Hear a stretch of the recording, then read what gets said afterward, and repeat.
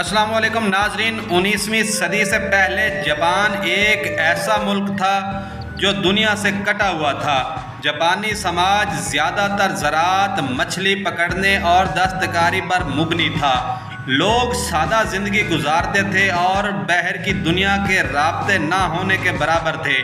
لیکن جیسے ہی مغربی طاقتیں ایشیا پر قبضہ کرنے لگی تو جاپان کو خطرہ محسوس ہوا کہ اگر تبدیلی نہ لائی گئی تو اس کی آزادی خطرے میں پڑ جائے گی۔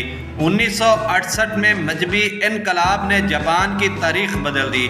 جاپانی قیادت نے فیصلہ کیا کہ مغرب کی سائنسی اور صنعتی ترقی کو اپنانا ہی بقا کا راستہ ہے۔ اسی لیے تعلیمی نظام کو جدید بنایا گیا اور لاکھوں نوجوانوں کو بیرون ملک بھیجا گیا۔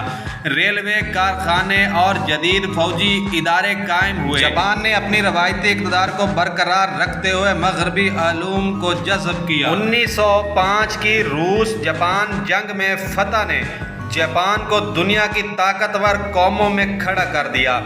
ایک ایشیائی ملک نے پہلی بار یورپ کی بڑی طاقت کو شکست دی، جو باقی دنیا کے لیے حیران کن تھا۔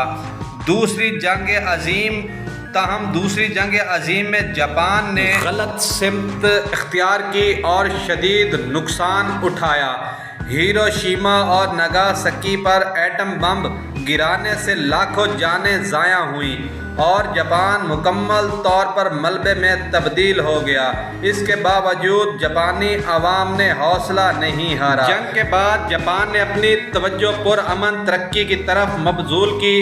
محنتی قوم نے زیرو سے ہیرو کا سفر شروع کیا۔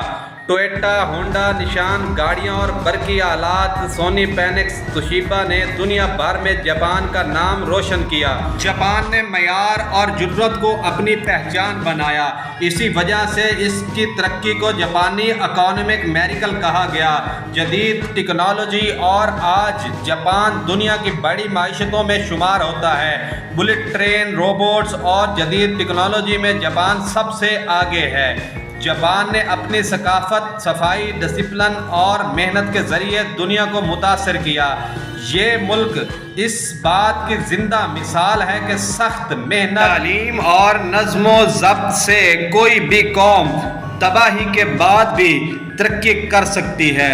جاپان کی یہ کہانی ہمیں سکھاتی ہے کہ اگر ایک قوم اپنی غلطیوں سے سبق لے، علم اور ٹیکنالوجی کو اپنائیں اور اتحاد قائم کریں تو وہ دنیا کی رہنمائی کر سکتی ہے۔ اگر آپ لوگوں کو ویڈیو اچھی لگی ہو تو چینل کو سبسکرائب اور لائک کر دیجیے گا اور کامنٹ سیکشن میں اپنی رائے کا اظہار ضرور کیجیے گا۔